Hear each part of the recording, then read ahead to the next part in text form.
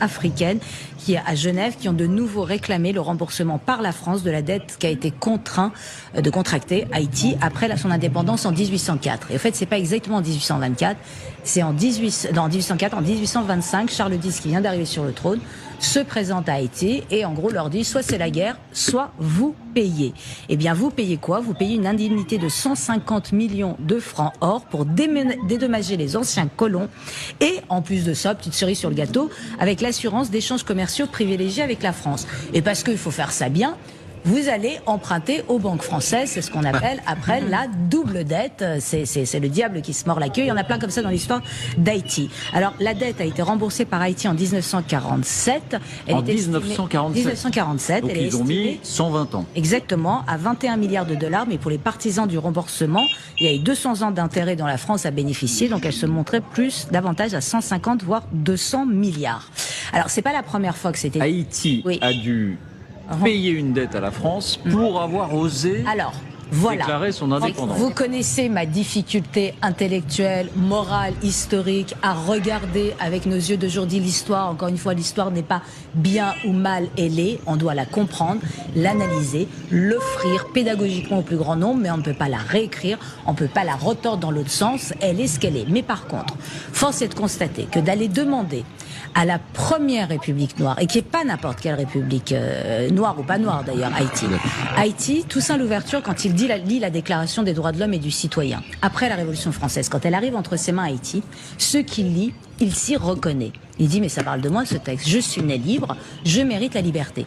Et en faisant la révolution à Haïti, Toussaint Louverture a universalisé la déclaration des droits de l'homme et la Révolution française. L'aspect universel, ce qui fait que c'est applicable partout et c'est revendicable par tous, ça vient d'Haïti et Toussaint Louverture. Donc c'est quand même pas rien, c'est extraordinaire. Moi j'ai une passion pour Toussaint Louverture, je conseille à tout le monde de lire d'Aimé Césaire sur Toussaint Louverture. Bref, donc c'est tout à fait injuste et cruel d'arriver et de dire vous avez été colonisé pendant toutes ces années-là. Donc maintenant vous êtes indépendant, vous avez gagné de votre indépendance, mais vous savez quoi? Vous allez payer des indemnités à ceux qui ont commis cette injustice. Alors même avec les réserves que je peux avoir dans la réécriture historique, ça va quand même. Donc je pense que quand même il y a une légitimité. Mais j'ai deux mais. La première, c'est qu'on doit aussi faire payer les Américains. Parce que tout le monde a oublié cette affaire. Mais en 1914, un groupe d'Américains débarque à Haïti, pique 500 000 dollars de la Banque nationale d'Haïti, les ramène aux États-Unis, pose avec, et s'installe à domicile avec l'armée américaine jusqu'en 1934. Réinstaure le travail obligatoire, tire à vue sur les fugitifs et à son départ, c'est-à-dire au moment et après, en 1934, il part et jusqu'en 1947, il demande à Haïti de rembourser la dette que les Haïtiens ont été obligés de contracter du fait de l'invasion américaine. Donc eux aussi, ils doivent payer. Et la deuxième réserve? Et la deuxième réserve, c'est que le problème, c'est qu'Haïti, pour prendre que les 41 dernières années, c'est coup d'État, c'est corruption, c'est des insurrections, c'est des élections truquées, c'est impossible. Et je crains, c'est l'un des pays les plus pauvres du monde, et je crains que cette dette prenne une dimension magique. C'est-à-dire à partir du moment où la dette sera remboursée, tout va très bien aller. Eh bien non, il faut beaucoup plus, et Haïti mérite tellement. Qu'on se le dise. Exactement. À nous, dans notre parti pris international, les demandes de plus en plus pressantes à la France de payer sa dette à l'égard d'Haïti. Et vous vous dites, oui, il y a une dette française. Oui, il y a une dette française. C'est une coalition d'une vingtaine d'ONG lors du Forum permanent des Nations Unies pour les personnes d'ascendance africaine qui est à Genève, qui ont de nouveau réclamé le remboursement par la France de la dette qui a été contraint de contracter Haïti après son indépendance en 1804. Et en fait, c'est pas exactement en 1824. C'est en 1804, en 1825, Charles X qui vient d'arriver sur le trône se présente à Haïti et en gros leur dit soit c'est la guerre, soit vous payez. Eh bien vous payez quoi? Vous payez une indemnité de 150 millions de francs or pour dédommager les anciens colons et en plus de ça, petite cerise sur le gâteau, avec l'assurance d'échanges commerciaux privilégiés avec la France. Et parce qu'il faut faire ça bien, vous allez emprunter aux banques françaises, c'est ce qu'on appelle après la double dette. C'est le diable qui se mord la queue. Il y en a plein comme ça dans l'histoire d'Haïti. Alors la dette a été remboursée par Haïti en 1947. En 1947. Donc ils ont mis 120 ans. Exactement, à 21 milliards de dollars. Mais pour les partisans du remboursement, il y a eu 200 ans d'intérêt dont la France a bénéficié. Donc elle se montrait davantage à 150 voire 200 milliards.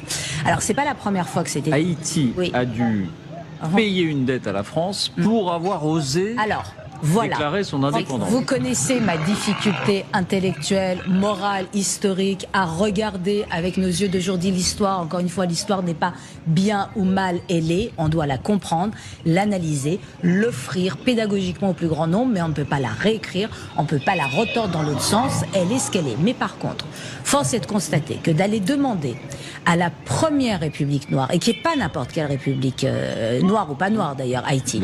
Haïti, Toussaint Louverture, quand il lit la Déclaration des droits de l'homme et du citoyen, après la Révolution française, quand elle arrive entre ses mains Haïti, ce qu'il lit, il s'y reconnaît.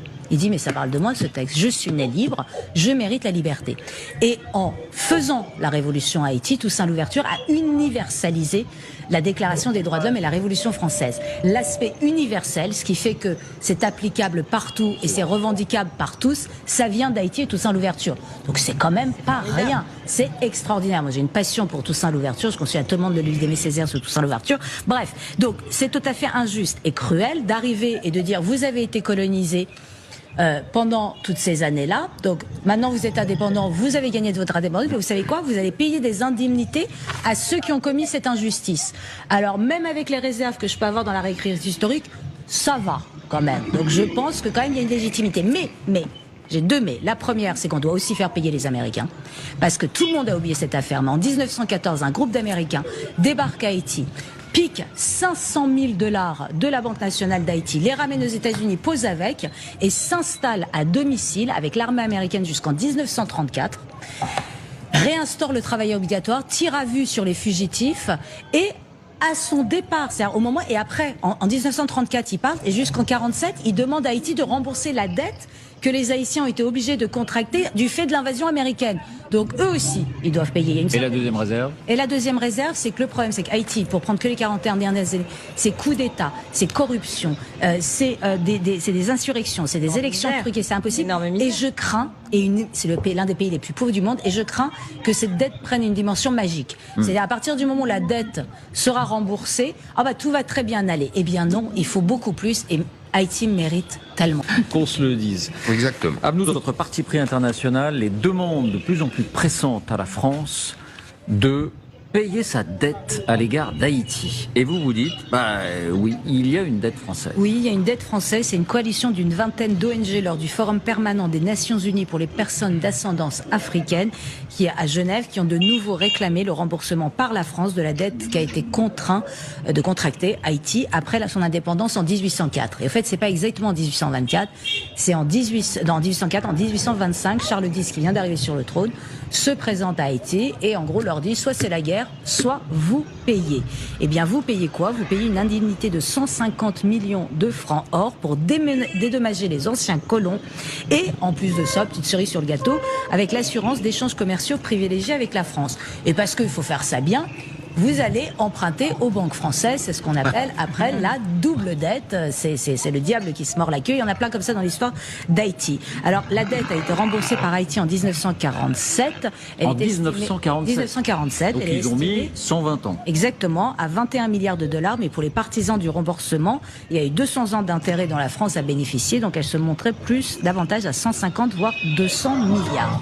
Alors c'est pas la première fois que c'était. Haïti a dû payer une dette à la France pour avoir osé déclarer son indépendance. Vous connaissez ma difficulté intellectuelle, morale, historique à regarder avec nos yeux d'aujourd'hui l'histoire. Encore une fois, l'histoire n'est pas bien ou mal ailée. On doit la comprendre, l'analyser, l'offrir pédagogiquement au plus grand nombre, mais on ne peut pas la réécrire, on ne peut pas la retordre dans l'autre sens. Elle est ce qu'elle est. Mais par contre, force est de constater que d'aller demander à la première république noire, et qui n'est pas n'importe quelle république noire ou pas noire d'ailleurs, Haïti.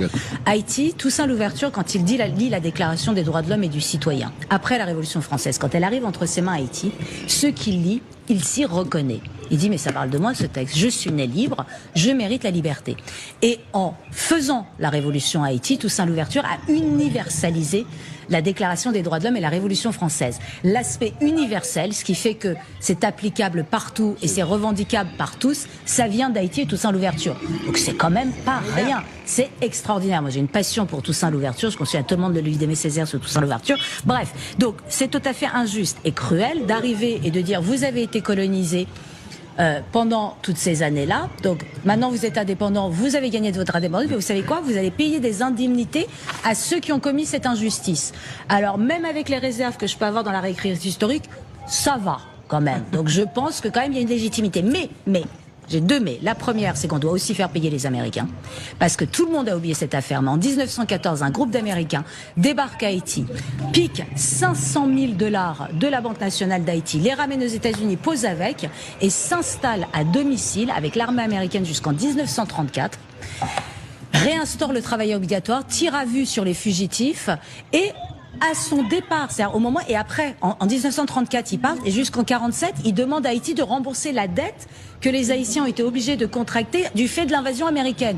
Donc eux aussi, ils doivent payer. Et la deuxième réserve? Et la deuxième réserve, c'est que le problème, c'est qu'Haïti, pour prendre que les 41 dernières années, c'est coup d'État, c'est corruption, c'est des insurrections, c'est des élections truquées, c'est impossible. Et je crains, c'est l'un des pays les plus pauvres du monde, et je crains que cette dette prenne une dimension magique. C'est-à-dire à partir du moment où la dette sera remboursée, tout va très bien aller. Eh bien non, il faut beaucoup plus, et Haïti mérite tellement. Qu'on se le dise. Exactement. À nous, notre parti pris international.